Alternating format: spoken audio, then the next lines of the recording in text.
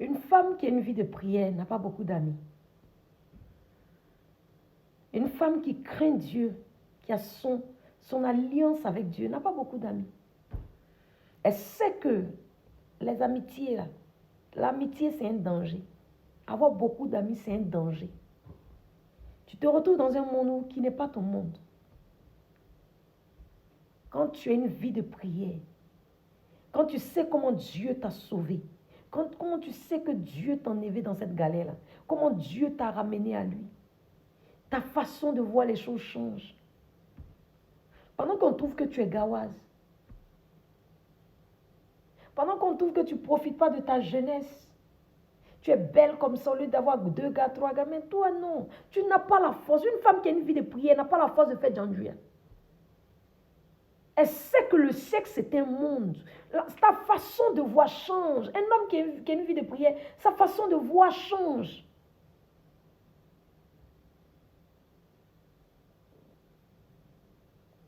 Elle ne se déshabille pas devant tout le monde.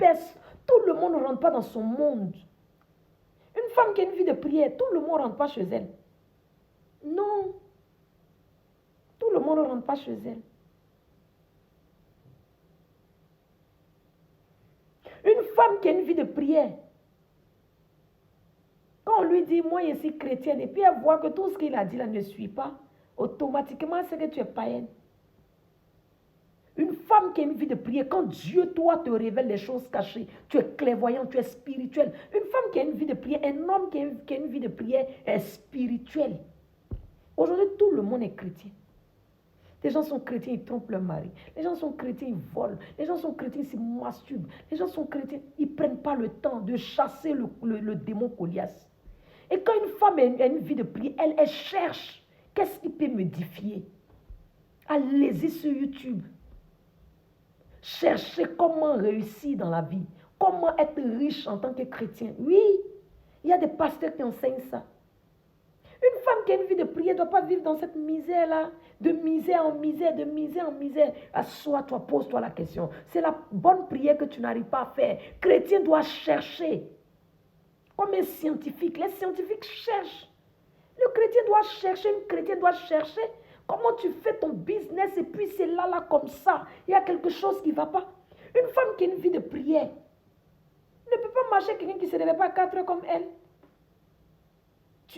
Quand vous avez une vie de prière, vous êtes un danger pour la société. Vous êtes attaqué par tous les démons. Vos finances sont attaquées, vos enfants sont attaqués, vos relations sont attaquées. Amitié même c'est attaqué. Des bonnes personnes ne peuvent même pas te localiser. Tu es attaqué de partout. Donc c'est à toi de faire attention.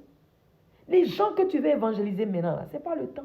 D'autres sont venus au Seigneur parce qu'ils ont eu le sida. D'autres sont venus parce qu'ils ont eu le cancer. D'autres sont venus parce qu'ils ont eu gono. D'autres sont venus parce qu'ils ont été...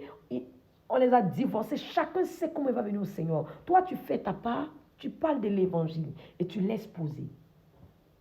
Et tu sors de leur milieu parce qu'ils vont te convaincre. Il y a plein de filles aujourd'hui, elles sont tombées dans des trucs qu'elles ne devaient pas tomber dedans. Parce qu'on leur a dit simplement que ma chérie, toi jolie comme ça, tu vis ta vie de sanctification. D'autres même disent qu'elle n'existe pas, ça existe. Toi qui vis ta vie de sanctification, là, tu ne sais pas combien de fois Dieu te protège. Toi, tu vis ta vie de sanctification, tu ne sais pas combien de fois tu es précieuse. Tu ne sais pas combien de fois tu es de l'or. Parce que personne ne rentre dans ton monde. Personne ne rentre dans ton sexe. Personne ne te déshabille n'importe comment pour n'importe quoi. Une femme qui a une vie de prière, elle a une couverture spirituelle que le diable veut détruire. Et le diable, pour détruire ça, le diable utilise tes amis. Une femme qui a une vie de prière, façon le diable téléguide les personnalités vers elle. Des bonnes personnes qui viennent la draguer. N'importe qui ne la drague pas. Quand une femme vit sa vie de sanctification, c'est des boss qui viennent la draguer. Même une voiture va passer comme ça. Ne dis pas que tu as la chance. Hein. Ces hommes-là sont dirigés par des démons. Oui. Lui-même, si tu lui demandes, il ne voulait pas te draguer. Mais il était téléguidé par des démons. Quand tu as une vie de prière, même les petits démons qui passent, les esprits qui passent, viennent t'attaquer. Parce que tu es un danger pour la société. Tu es clairvoyant. Quand le Seigneur te révèle des choses, évite d'expliquer. Moi, j'ai fait trop de bêtises. Le Seigneur me révélait des choses, j'ai expliqué aux gens. Mais quand tu comprends que à ceux-mêmes tu es en train d'expliquer là même, c'est eux le problème, le vrai problème. Même tu peux dormir à ton mari. Le Seigneur peut te parler de ton mari. Reste en prière. pasteur, évitez d'expliquer à votre pasteur à l'église. Non, non, non, je suis désolée. Le pasteur, là, tu dois connaître son état spirituel. Quand on a une vie de prière, on ne court pas derrière les daddy, mamie, mais ma mère spirituelle, mon père spirituel. Toi seul, combien de personnes qui prient pour toi? Quand on a une vie de prière, on est confiant. Vous savez qu'on a la confiance, on a la confiance.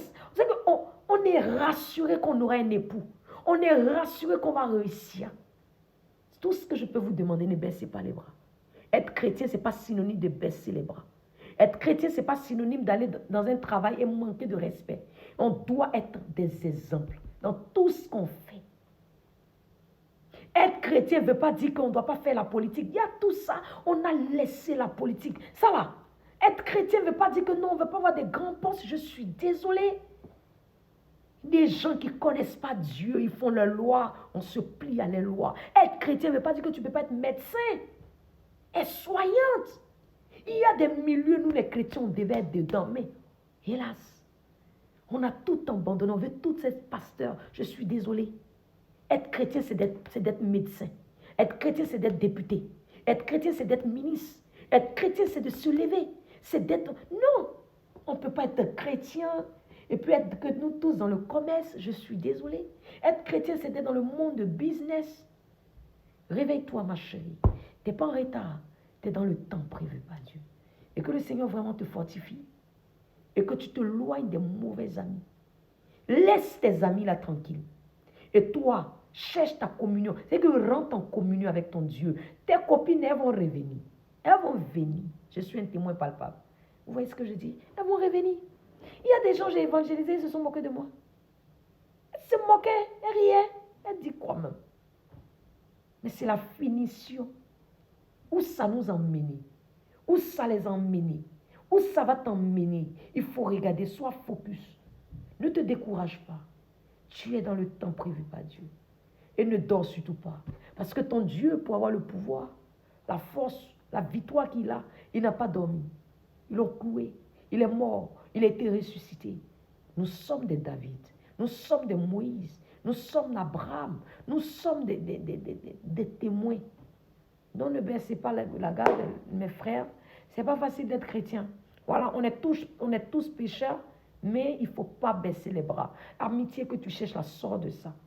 Une femme qui a une vie de prière, elle est mariée. Et puis elle a toute sa vie, tout le monde connaît. Non. Une femme qui a une vie de prière couvre son mari, couvre ses enfants. Parce que le mariage d'une femme qui prie, c'est tellement combattu que vous ne pouvez pas comprendre. Voyez, le but là, quand tu es marié, tu es casé, ils n'aiment pas ça. Ils veulent que les gens vivent dans la saleté. Et quand on a une vie de prière, on met sa relation dans la main de Dieu.